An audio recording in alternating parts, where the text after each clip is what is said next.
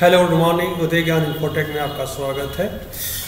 आज all and sister, कैसे हैं आप लोग? आज हमारी क्लास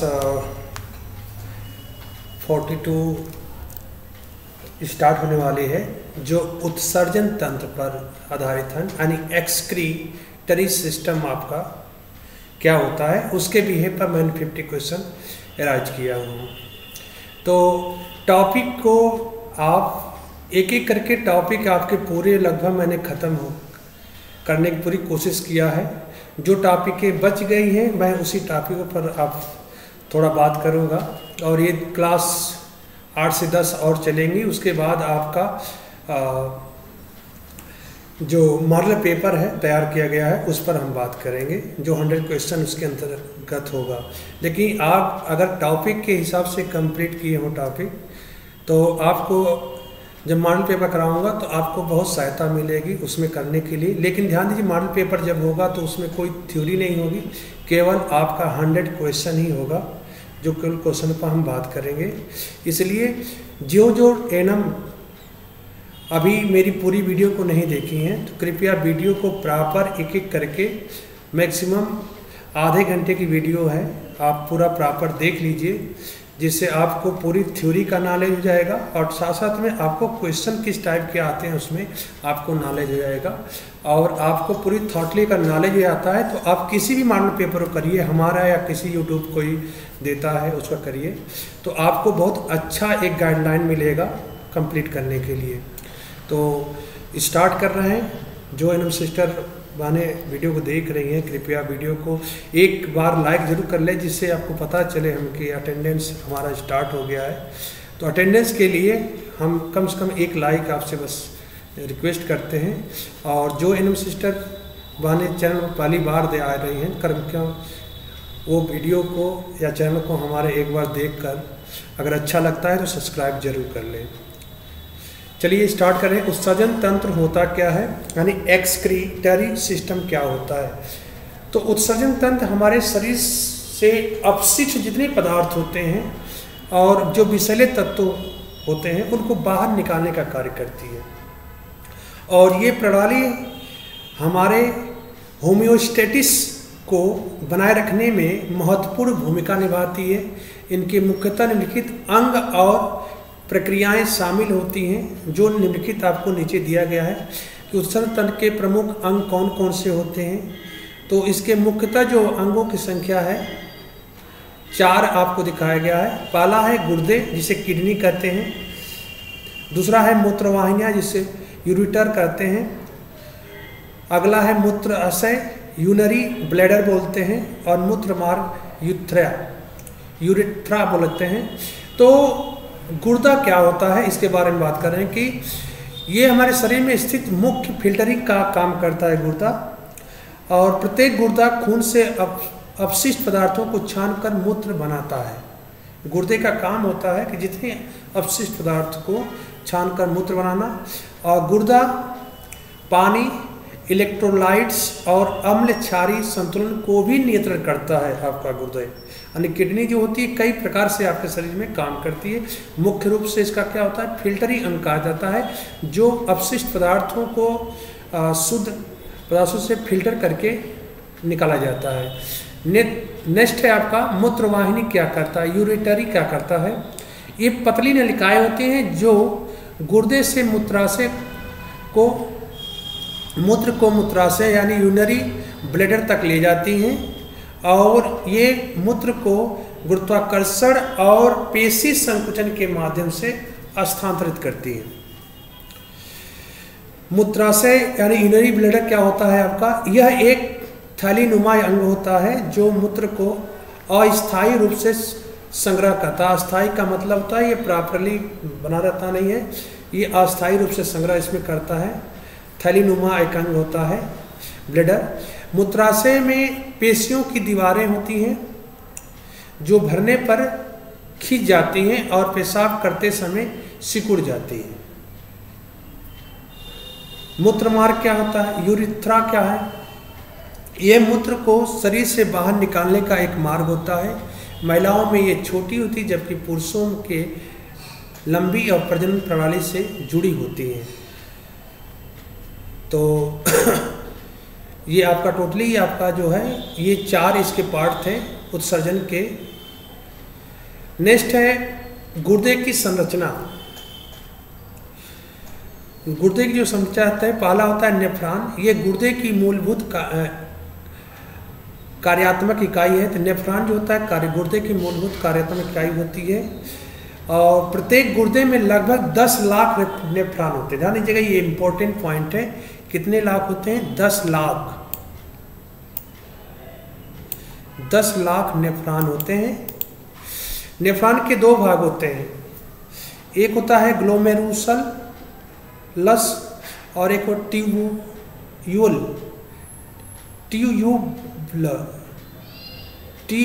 होता है, ट्यूब्यूल होता है। तो ग्लोमेरुलस जो होता है, लस जो होता है खून को छानने का कार्य करता है, और ट्यूबुली जो होती है आपका छाने गए पदार्थों को मूत्र में परिवर्तित का काम करता है। यानी कि ध्यान दीजिएगा, ये दोनों का डिफरेंस कार्य है। ये खून को छानने का काम करती है और ये छाने गए पदार्थों को मूत्र में परिवर्तित करने का काम करती है, जो नेफ्रॉन के 2 पार्ट होते हैं। मेंडुला और कार्टेक्स क्या होता है? गुर्दे का बाहरी भाग कार्टेक्स और भीतरी भाग मेंडुला कहलाता है। गुर्दे में जो बाहरी भाग होता है वो कार्टेक्स होता है और भीतरी भाग को मेंडुला कहते हैं। मेंडुला में हेनल लूप और संग्रहण नलिकाएं यानी कलेक्टिव डक्ट्स होती हैं आपकी। मूत्र निर्माण की प्रक्रिया में यूरिन का जो पार्ट कहा गया है, निष्कंदन एंड फिल्टरेशन यानी ग्लोमेरुलस में रक्त से जल, लवण और अपशिष्ट पदार्थों को छाना जाता है। पुनः अवशोषण में क्या करते हैं? रिबसॉर्प्शन में नेफ्रॉन ट्यूब्यूल में उपयोगी पदार्थ जैसे ग्लूकोज, अमीनो एसिड और पानी वापस खून में अवशोषित हो जाता है, और श्रावण एंड सिक्रीशन शेष अपशिष्ट पदार्थ अतिरिक्त आयनों को मूत्र में डाला जाता है। तो इसके 3 पार्ट हैं आपके। उत्सर्जन तंत्र के कार्य क्या होते हैं? यानी फंक्शन ऑफ एक्सक्रीटरी सिस्टम। अपशिष्ट जो पदार्थ का निष्कासन करना, जल और खनिज संतुलन बनाए रखना, रक्तचाप का नियंत्रण करना, अम्लीय और क्षारीय संतुलन बनाए रखना, और विषैले पदार्थ को बाहर निकालना उत्सर्जन के मुख्य कार्य होते हैं। और इससे जुड़ी जो बीमारी आपकी जो होती है, कौन कौन सी होती है? जैसे गुर्दे की पथरी, किडनी स्टोन बोलते हैं। खनिज और लवणों का धीरे जो जमाव होता है तो गुर्दे की पथरी बन जाती है आपकी है। गुर्दे का संक्रमण, किडनी इन्फेक्शन हो जाता है, बैक्टीरिया द्वारा संक्रमित होते हैं। गुर्दे का विफलता यानी किडनी फेल्यूर भी हो जाती है। गुर्दे का सही तरीके से काम न करने से किडनी फेल हो जाती है आपकी है। और नेफ्रियोपैथी यानी मधुमेह के कारण गुर्दे का क्षतिग्रस्त, यानी अधिक मधुमेह भी हो जाता है तो उससे आपका गुर्दा क्षतिग्रस्त हो जाता है। तो रिलेटेड जो प्रॉब्लम होती है उस तंत्र में मेनली होता है कि फिल्टर करने का काम गुर्दे का होता है। अगर वही चीज़ आपका फेल हो जाए तो सब दिक्कतें आती है। पथरी बन जाना गुर्दे में, गुर्दे का संक्रमण हो जाना, गुर्दे की विफलता हो जाना और अदर प्रकार की बीमारियां हो जाना। तो गुर्दे क्षतिग्रस्त हो जाते हैं, मधुमेह के कारण भी होते हैं। तो ये उससे जुड़ी बीमारियां हैं। तो इसलिए आपको उत्सर्जन तंत्र का बहुत बड़ा महत्व है आपके बॉडी पार्ट में। इनके रख रखाव के उपाय क्या होना चाहिए? स्वस्थ अगर रखना है तो आप सबसे पहली बात पर्याप्त मात्रा में पानी पीजिए, संतुलित आहार लीजिए, नियमित रूप से व्यायाम करें, नमक और चीनी का सेवन सीमित करें। नमक भी ज़्यादा ना खाइए, ना चीनी ही ज़्यादा खाइए, ये सेवन कम करें। और समय समय पर स्वास्थ्य जांच जरूर कराएं। ये सबसे इम्पोर्टेंट है। इससे आपको पता चलता है कि क्या प्रॉब्लम है, क्या प्रॉब्लम नहीं है। जो कमियां होंगी उस चीज़ को आप पूर्ति करेंगे। इसलिए उत्सर्जन तंत्र स्वस्थ रखने के ये इतनी उपाय तो आपको करना चाहिए। ये हुए आपके थ्योरेटिकल पार्ट्स। अब उसी के बिहेव पर आपको मैं 50 क्वेश्चन एराइज करने जा रहा हूँ। तो जो एनएम सिस्टर बने देख रहे हैं तो प्रॉपर वीडियो को जरूर आप देखिएगा, क्योंकि अब जो है थ्योरी के बाद स्टार्ट हुआ है आपका मल्टीपल चॉइस क्वेश्चन। विक्रों के अध्ययन को क्या कहा जाता है? हर्पेटोलॉजी, नेफ्रोलॉजी, हिप्टोलॉजी या नीडोलॉजी? तो विक्रों के अध्ययन को कहते हैं, मेरे दोस्त अवेनो सिस्टर जो बने हैं कृपया इसको देख बता सकते हैं। विक्रों के अध्ययन को कहते हैं, तो विक्र के अध्ययन को हम नेफ्रियोलॉजी कहते हैं, नेफ्रियोलॉजी। नेक्स्ट, विक्रों के अतिरिक्त उत्सर्जन में सहायक अंग कौन सा होता है? विक्रों के उत्सर्जन में सहायक अंग कौन सा होता है आपका? आमाशय होता है, हृदय होता है, यकृत होता है, रेक्टम होता है। तो इसका राइट आंसर क्या हो सकता है? तो उसका आंसर जो होता है उत्सर्जन में सहायक अंग जो होता है यकृत होता है। क्या होता है? यकृत होता है। तीसरा राइट करेक्ट है। विक्र में उत्सर्जित इकाई क्या कहलाती है? विक्र में उत्सर्जित इकाई क्या कहलाती है? तो सेमेनिफेरस नली कहलाती है, या यूरिनिफेरस नलिका कहलाती है, या नेफ्रीडिया कहलाती है, या मेलपिगियन नलिका कहलाती है। तो उसको ध्यान दीजिएगा, विक्र में उत्सर्जित इकाई को यूरिनिफेरस नलिका कहते हैं। अर्थात सेकंड इसका क्या है? राइट है। अगला है, विक्रों के अतिरिक्त और कौन से अंग उत्सर्जन में सहायता करते हैं? विक्रों के अतिरिक्त कौन से ऐसे अंग हैं जो उत्सर्जन में सहायता करते हैं आपके? तो फेफड़ा, यकृति, आंत, ये सभी। तो ध्यान दीजिएगा, इसमें विक्रों के अतिरिक्त में फेफड़ा भी आपका सहयोग करता है, यकृत भी करता है और आंत भी करता है, यानी कि तीनों करते हैं। इसलिए आपका राइट आंसर क्या होगा? फोर्थ करेक्ट होगा, आल, ये सभी। नेक्स्ट, एक विक्र में कितनी यूरिन फेरस ट्यूबल होती है? होती है तो आपको अभी बताया है कि एक विक्र में कितनी ट्यूबल होती है। तो उसमें अभी जस्ट बताए हैं आपको कि उसमें 2 लाख तक आपको थ्योरी बताए थे कि 1 लाख, 2 लाख, 4 लाख, 8 लाख में, तो 2 लाख बताए थे इतनी यूरिफेरस ट्यूबल्स होती हैं। नेक्स्ट, बोमैन संपुट की भीतरी धसी हुई दीवार में विशेष प्रकार की कोशिकाएं होती हैं जिन्हें हम कहते हैं माइलियोसाइट्स, म्यूकोसाइट्स, लिम्फोसाइट या पोडोसाइट।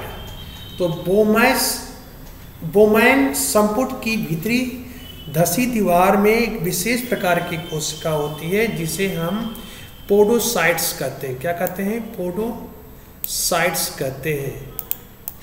यानी फोर्थ इज करेक्ट। अगला है, वर्टनी के विक्र स्तंभ, वर्टनी के विक्र स्तंभ यानी कि रीनल कॉलम्स ऑफ वर्टनी में जो पाए जाते हैं, कार्टेक्स, मेंडुला, पेल्विस या रिक्त कोटर होते हैं, तो वर्टनी के विक्र स्तंभ में पाए जाने वाले कार्टेक्स में होते हैं, कार्टेक्स होते हैं। क्या होते हैं? कार्टेक्स होते हैं। नेक्स्ट, मनुष्य में पिरामिड कितने होते हैं और उसका किसका भाग होता है? मनुष्य में पिरामिड कितने होते हैं और यह किसका भाग होता है? 4 कॉर्टेक्स का, 8 कॉर्टेक्स का, 1 दर्जन मेंडुला का, 8 मेंडुला का। तो मनुष्य में पिरामिड जो होते हैं 1 दर्जन होता है, वो भी मेंडुला का।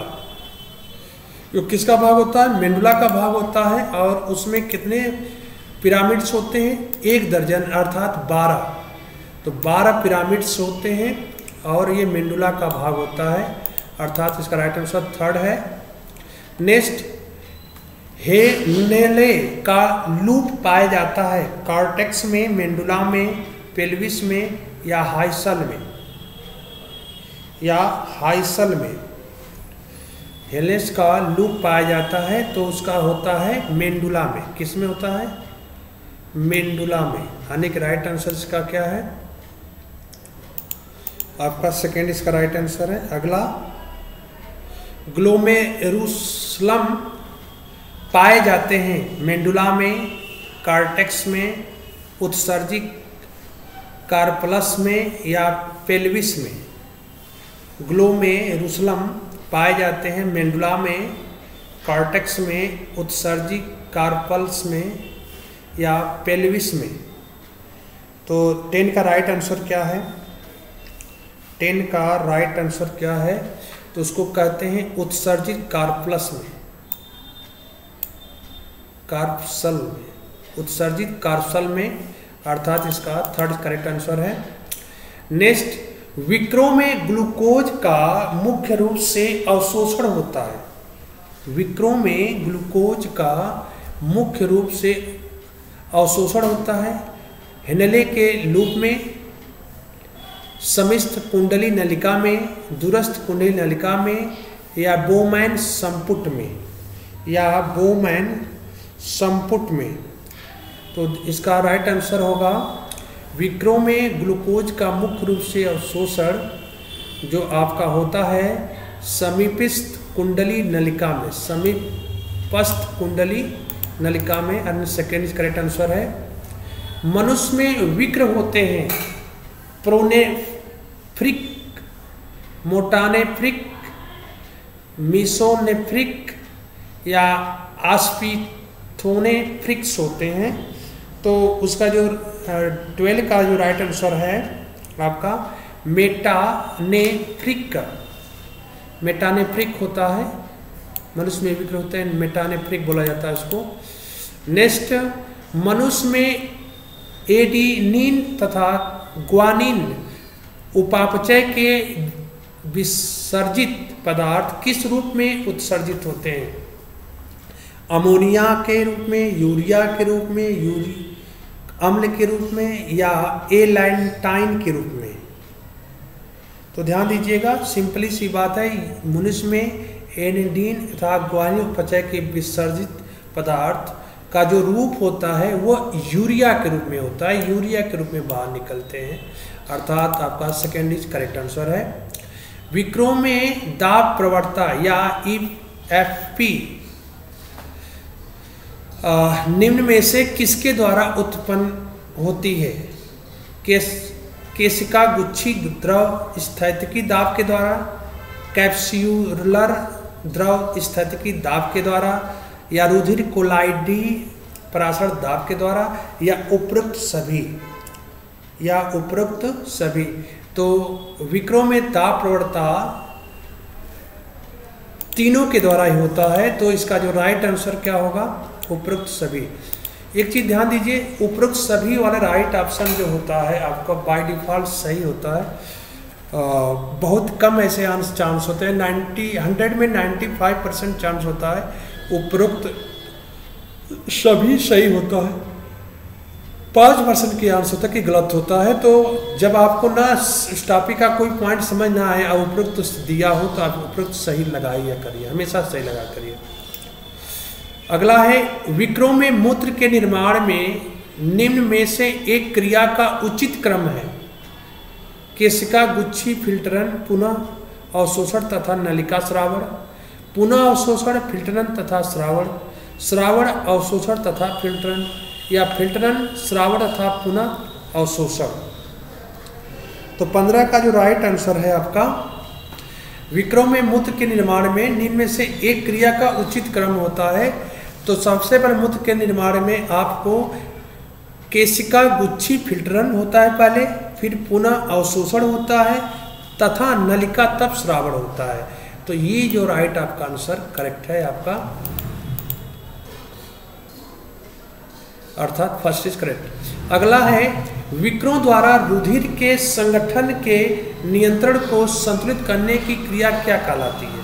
तो विक्रों के द्वारा रुधिर के संगठन के नियंत्रण को संतुलित करने की क्रिया क्या कहलाती है? ऑक्सोमेरेगुलेशन, होम्योस्टेटिस, कंजर्वेशन या प्रभावी फिल्टरन। तो सिस्टीन का जो राइट आंसर है, सिस्टीन का जो राइट आंसर है आपका, उसको कहते हैं होम्योस्टेटिस, होम्योस्टेटिस कहते हैं, अर्थात सेकेंड इज राइट आंसर है। 17वां देखिएगा, प्राणियों के मूत्र का पीला रंग किसके कारण होता है? प्राणियों के मूत्र का पीला रंग किसके कारण होता है? किसके कारण होता है?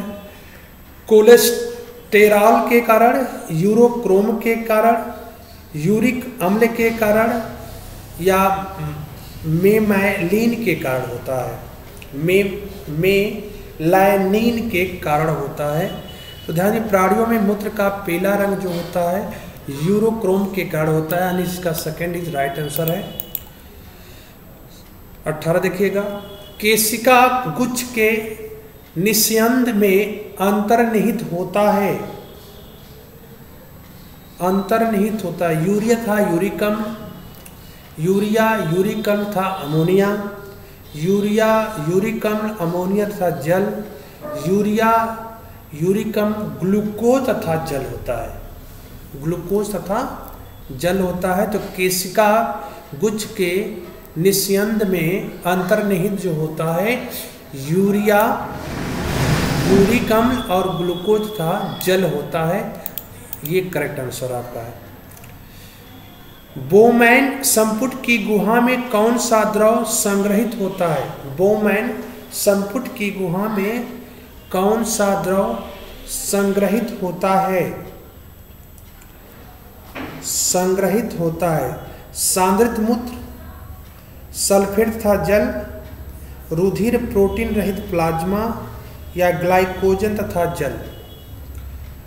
तो बोमैन संपुट की गुहा में आपका रुधिर प्रोटीन रहित प्लाज्मा होता है, रुधिर प्रोटीन रहित प्लाज्मा होता है, अर्थात इसका थर्ड इज करेक्ट आंसर। केशिका गुच्छ में उत्सर्जित पदार्थ का निस्यंद होता है, केशिका गुच्छ में उत्सर्जित पदार्थ का निस्यंद होता है अवशोषण द्वारा, विसरण द्वारा, परासरण द्वारा या अति सूक्ष्म निस्यंदन द्वारा। तो ध्यान दें, निस्यंद होता है तो इसमें निस्यंद पॉइंट एक मिला हुआ है, इसलिए इसका चौथा करेक्ट आंसर होगा अति सूक्ष्म निस्यंदन द्वारा। नेक्स्ट, सामान्य अवस्था में विक्र नलिका द्वारा कौन सा पदार्थ पुनः पूर्ण रूप से शोषित कर लिया जाता है? सामान्य अवस्था में विक्र नलिका द्वारा कौन सा पदार्थ जो होता है पुनः पूर्ण रूप से शोषित कर लिया जाता है? यूरिया होता है, यूरिक अम्ल होता है, लवण होता है या ग्लूकोज होता है? इस चारों में से कौन सा पुनः अवशोषित कर लिया जाता है, आपको ये बताना है।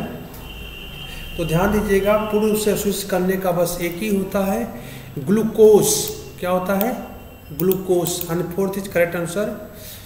ग्लोमेरुलस, ग्लोमेरुलस से निकले द्रव में होता है कोशिकाओं तथा प्रोटीन रहित रुधिर, शर्करा रहित प्लाज्मा, प्रोटीन रहित रुधिर या पर्यारहित रुधिर होता है। तो 22 का आपका राइट आंसर है, आपका 22 का जो राइट आंसर है, 22 का राइट आंसर है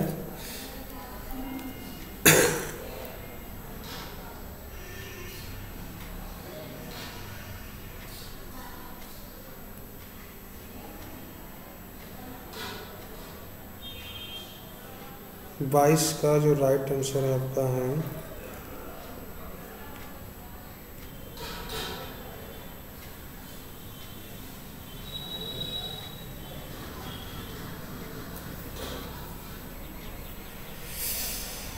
उत्तर पहला है इसका, कोशिकाओं तथा प्रोटीन रहित रुधिर होता है, यानी फर्स्ट इज करेक्ट आंसर है आपका, फर्स्ट इज करेक्ट आंसर है। नेक्स्ट, अति परासरण हेतु में यूरिया का पुनः पारण होता है मनुष्य में,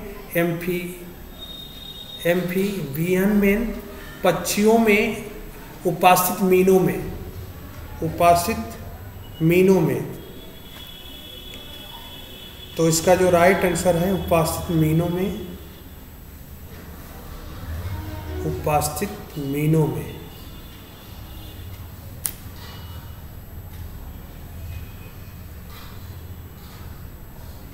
उपास्थित मीनों में, तो इसका जो राइट आंसर है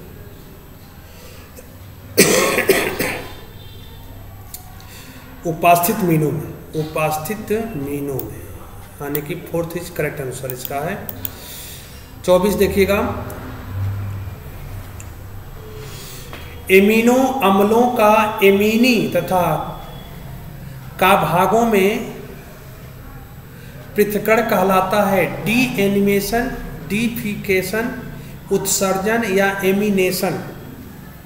तो इसका राइट आंसर होगा डी एमिनेशन, डी एमिनेशन, यानी फोर्थ इज करेक्ट आंसर इसका है, फोर्थ इज करेक्ट आंसर है डी एनिमेशन। 25वां, मनुष्य में मुख्य रूप से यूरिया उत्पन्न होता है या यूरिया अमोनिया का यूरिया में परिवर्तन होता है। मनुष्य में मुख्य रूप से यूरिया उत्पन्न होता है या अमोनिया का यूरिया में परिवर्तन होता है। तो यकृत में, विक्रो में, पित्ताशय में या तिल्ली में। तो मनुष्य में मुख्य रूप से यूरिया उत्पन्न होता है या अमोनिया का यूरिया में परिवर्तित होता है, यकृत में होता है। किस में होता है? यकृत में। तो 25 का आपका राइट आंसर है यकृत। केशिका गुच्छ, फिल्ट्रेट तथा रुधिर प्लाज्मा में क्या अंतर होता है? प्रोटीन्स का, सोडियम का, पहला सांद्र तथा दूसरा पतला होता है, पहला सफ़ेद तो दूसरा पीला होता है। तो उसमें क्या अंतर होता है? तो ध्यान दीजिएगा, दोनों में केशिका गुच्छ और फिल्ट्रेट तथा रुधिर प्लाज्मा में प्रोटीन्स का क्या होता है? अंतर होता है। कितने का? प्रोटीन्स का अंतर होता है, अर्थात first is correct answer. Next, मनुष्य में भ्रूण से उत्सर्जित पदार्थ का विलोपन होता है। मनुष्य में भ्रूण से उत्सर्जित पदार्थों का विलोपन होता है प्लेसेंटा द्वारा, यूरिट्री द्वारा, अमनोटिक द्वारा या एलांटिस द्वारा। तो मनुष्य में भ्रूण से उत्सर्जित पदार्थ का जो विलोपन होता है वो होता है प्लेसेंटा द्वारा। किसके द्वारा होता है? प्लेसेंटा के द्वारा, यानी फर्स्ट इज करेक्ट आंसर इसका है। नेक्स्ट है, मनुष्य के मूत्र का पीएच मान, पावर ऑफ हाइड्रोजन का मान कितना होता है? 9682। मनुष्य के मूत्र का पीएच मान कितना होता है? तो ध्यान दीजिए, मनुष्य के मूत्र का पीएच मान 6.0 होता है। कितना होता है? 6.0 होता है, यानी second is correct answer. Next, विक्रो में जल का पुनः अवशोषण किस हार्मोन्स के नियंत्रण में होता है? बोला है कि विक्रो में जल का पुनः अवशोषण किस हार्मोन्स के नियंत्रण में होता है? यस टीएच के, एसीटीएच के, एलएच के या एडीएच के। तो इसका जो राइट आंसर है एडीएच के। चौथा इस करेक्ट आंसर है एडीएच के। बोमैन संपुट है मूत्र नलिका का भाग जहां यूरिया का निर्माण होता है, मूत्र नलिका का भाग जहां मूत्र का निर्माण होता है, यकृत का भाग जहां पित्त का संग्रह होता है, और यकृत का भाग जहां पित्त बनता है। तो ये किसका बोमैन संपुट होता है? आपका मूत्र नलिका का भाग जहां मूत्र का निर्माण होता है, तो उसको बोमुट संपुट बोलते हैं, अर्थात इसका सेकेंड इज करेक्ट आंसर है नेक्स्ट, प्राणियों में कौन से विटामिन का मूत्र के साथ विलोपन होता है? प्राणियों में कौन से विटामिन का मूत्र के साथ विलोपन होता है? विटामिन ए का, विटामिन के का, विटामिन सी का या विटामिन डी का? तो प्राणियों में विटामिन सी का मूत्र के साथ विलोपन होता है, अर्थात third is correct answer. Third is correct answer, vitamin C का। बुखार में अधिक चीनी के उपयोग से मूत्र में अधिक विलोपन होगा, नमक का, ग्लूकोज का, यूरिया अम्ल का या फास्फेट का? तो ध्यान दीजिएगा, बुखार में अधिक चीनी के उपयोग से, अगर बुखार में अधिक चीनी का उपयोग करते हैं तो मूत्र में हमेशा ध्यान दीजिएगा ग्लूकोज का विलोपन होगा, ग्लूकोज का विलोपन होगा। अगला, हेनले के लूप का कार्य संबंधित है उत्सर्जन से, प्रजनन तंत्र से, मूत्रजनन से, तंत्रिका तंत्र से? तो हेनले के लूप का कार्य संबंधित होता है, वो हमेशा हेनले का लूप से अगर बात करें तो वो हमेशा उत्सर्जन तंत्र से संबंधित होता है। किससे? उत्सर्जन तंत्र से। नेक्स्ट, मनुष्य में विक्र का कार्य उत्सर्जित करता है, मनुष्य में विक्र का जो कार्य है उत्सर्जित करता है, यूरिया, अधिक जल तथा अधिक लवण, अधिक यूरिया, अधिक जल तथा अधिक लवण, यूरिया, अधिक यूरिया, अधिक शर्करा तथा अधिक जल, अधिक यूरिया, अधिक लवण तथा अधिक शर्करा? तो इसका जो राइट आंसर है आपका यूरिया, अधिक जल तथा अधिक लवण, अर्थात आपका पहला करेक्ट आंसर है। यूरिया में यूरिया की सबसे कम मात्रा पाई जाती है रीनल धमनी में, रीनल शिरा में, पक्ष महाशिरा में, पृष्ठ महाधमनी में। तो यूरिया का सबसे कम मात्रा कहाँ पाई जाती है, इसको बता सकते हैं? तो यूरिया की सबसे कम मात्रा जो होती है रीनल शिरा में पाई जाती है, रीनल शिरा में पाई जाती है। आपका ये सही करेक्ट है। दूसरा, अधिक एमिनो अम्लों का यूरिया में परिवर्तन होता है, अधिक एमिनो अम्लों का यूरिया में परिवर्तन होता है विक्र में, यकृत में, तिल्ली में, अग्नाशय में, तिल्ली में, अग्नाशय में। तो इसका जो राइट आंसर होगा आपका यकृत में। अधिक अमीनो अम्ल का यूरिया में परिवर्तन होना यकृत में होता है। किस में होता है? यकृत में, यानी second is correct answer. Urea की सबसे अधिक मात्रा पाई जाती है रीनल शिरा में, हिपैटिक पोर्टल शिरा में, पृष्ठ महाधमनी में, हिपैटिक शिरा में। तो यूरिया की सबसे अधिक मात्रा जो होती है आपका हिपैटिक शिरा में पाई जाती है। किसमें? हिपैटिक शिरा में पाई जाती है, यानी कि फोर्थ इज करेक्ट आंसर। सबसे कम विषैला विसर्जित पदार्थ क्या होता है? सबसे कम विषैला विसर्जित पदार्थ क्या होता है? अमोनिया, यूरिया, यूरिक अम्ल, अमोनिया तथा यूरिया, अमोनिया था। तो ध्यान दीजिएगा, सबसे कम विषैला विसर्जित जो पदार्थ होता है यूरिक अम्ल होता है। क्या होता है? यूरिक अम्ल, यूरिक एसिड बोलते हैं। राइट आंसर आपका है थर्ड। मूत्र शब्द सर्वप्रथम कहाँ उपयोग किया जाएगा? मूत्राशय में, हेनल के लूप में, बोमैट संपुट में, संग्रह नलिका में। मूत्र शब्द सर्वप्रथम कहाँ उपयोग किया जाएगा? तो ध्यान दीजिएगा, संग्रह नलिका में। मूत्र सर्वप्रथम कहाँ उपयोग किया जाएगा? संग्रह नलिका में। किसमें? संग्रह नलिका में। मानव मूत्र में यूरिया किसके टूटने से बनता है? ग्लूकोज के, एमिनो अम्ल के, वसा के, यूरिक अम्ल के। यूरिया कैसे बनता है आपका?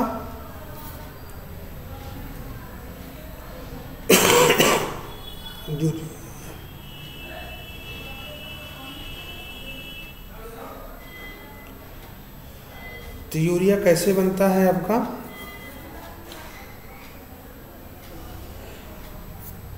मानव मूत्र में यूरिया किसके टूटने से बनता है? एमिनो अम्ल के। किसमें? एमिनो अम्ल के टूटने से यूरिया बनता है। एमिनो अम्ल के टूटने से यूरिया बनता है। अवस्था, कंडीशन जिसमें विक्र मूत्र नहीं बनता, क्रेटिनिन, हिमैटूरिया, एन्यूरिक, कीटोयूरिया। तो वह कौन सा होता है जिसमें विक्र में मूत्र नहीं बनता? उसको हम कहते हैं एन्यूरिक। एन्यूरिक यानी कि आपका थर्ड करेक्ट आंसर है। नेक्स्ट, विक्रों द्वारा कौन सा प्रोटियोलिटिक एंजाइम स्रावित होता है? विक्रों द्वारा कौन सा प्रोटियोलिटिक एंजाइम स्रावित होता है? ट्रिप्सिन, रेनिन, इरेप्सिन, इनमें से कोई नहीं। विक्रों द्वारा कौन सा प्रोटियोलिटिक एंजाइम स्रावित होता है? ट्रिप्सिन द्वारा, रेनिन द्वारा, इरेप्सिन द्वारा या इनमें से कोई नहीं। तो 42 का राइट आंसर है आपका रेनिन के द्वारा। रेनिन के द्वारा होता है। Second is correct answer. विक्र द्वारा मूत्र निर्माण की अवस्था, विक्र द्वारा मूत्र निर्माण की अवस्था जिसमें मूत्र के बाद रुधिर में आता है, क्या कहलाता है? Creatinine, haematuria, anuria, ketonuria. इसको क्या बोलते हैं? हिमैटूरिया। हिमैटूरिया। विक्र द्वारा मूत्र निर्माण की अवस्था जिनमें मूत्र के बाद रुधिर में आता है उसको हिमैटूरिया बोलते हैं। क्या बोलते हैं? हिमैटूरिया बोलते हैं। अर्थात second is right answer. Ammonia का यूरिया में परिवर्तन होता है विक्र में, यकृत में, आंत में, तिल्ली में। तो इसका जो राइट आंसर है यकृत में। अमोनिया का यूरिया में परिवर्तन यकृत में होता है।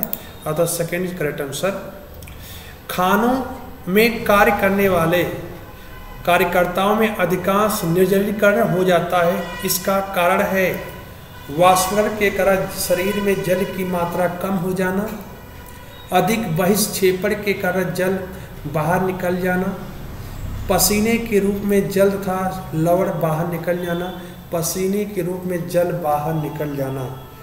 तो इसका जो राइट आंसर है पसीने के रूप में जल तथा लवण बाहर निकल जाते हैं, इसलिए उनको निर्जलीकरण हो जाता है। कार्यकर्ताओं को पानी और लवण निकल जाएंगे तो निर्जलीकरण ऑटोमेटिक खाना हो जाए, क्योंकि खानों में जो काम करते हैं वो बहुत मेहनती वर्क होता है और पसीना निकलता ही निकलता है, उसमें लवण बाहर भी निकल जाते हैं, इसलिए उनका अधिकांश निर्जलीकरण हो जाते हैं। And third is correct answer. अगला है, यदि विक्र कार्य न करे तो रुधिर में कौन से विषैले पदार्थ की मात्रा बढ़ जाती है? अगर आपका विक्र काम करना बंद कर दे तो उसमें विषैला पदार्थ कौन अधिक मात्रा में बढ़ जाता है? तो करा कि ammonia, sodium chloride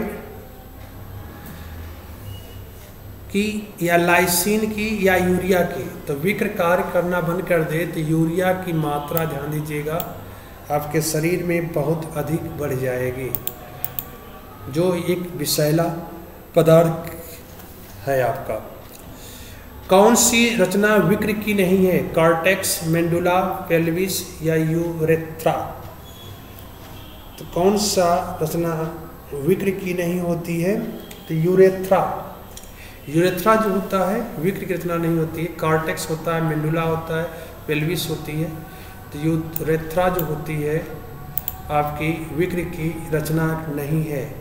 next question, विक्रों में ग्लूकोज का शोषण मुख्य रूप से होता है। विक्रों में ग्लूकोज का शोषण मुख्य रूप से होता है लूप ऑफ हेनले के द्वारा, नलिका के अग्रस्थ भाग के द्वारा, नलिका के दूरस्थ भाग के द्वारा, बोमैट संपुट के द्वारा, बोमैट संपुट के द्वारा। तो इसका जो राइट आंसर है 48 का नलिका के अग्रस्त भाग के द्वारा, नलिका के अग्रस्त के भाग के द्वारा आने जिसका आपका सेकंड राइट है। नेक्स्ट है पेल्विस शब्द संबंधित है मस्तिष्क और विकृत से, विकृत था यकृत से, मेखला था विकृत से, मेखला था अंडाशय से। तो पेल्विस शब्द जो होता है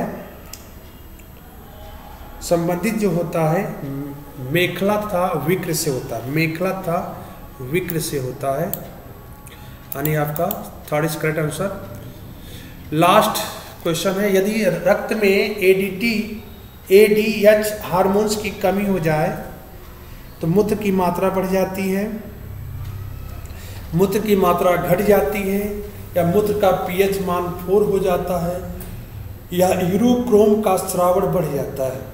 तो यदि रक्त में एडीएच हार्मोन्स की कमी हो जाए तो मूत्र की मात्रा आपका बढ़ जाता है, तो बढ़ जाती है, इस राइट आंसर फर्स्ट है। यहीं पर आपका टोटली 50 क्वेश्चन कंप्लीट होता है। मेरा दोबारा इनम सिस्टर से बनों से अनुरोध है कि वीडियो को अगर प्रॉपर देखती हैं तो एक लाइक और कमेंट जरूर कर दें, और कि वीडियो कैसा लग रहा है आपको, और जो चैनल पहली बार आ रहे हैं वो सब्सक्राइब जरूर कर लें। Thank you, good night. Next video के साथ कल प्रेजेंट होंगे।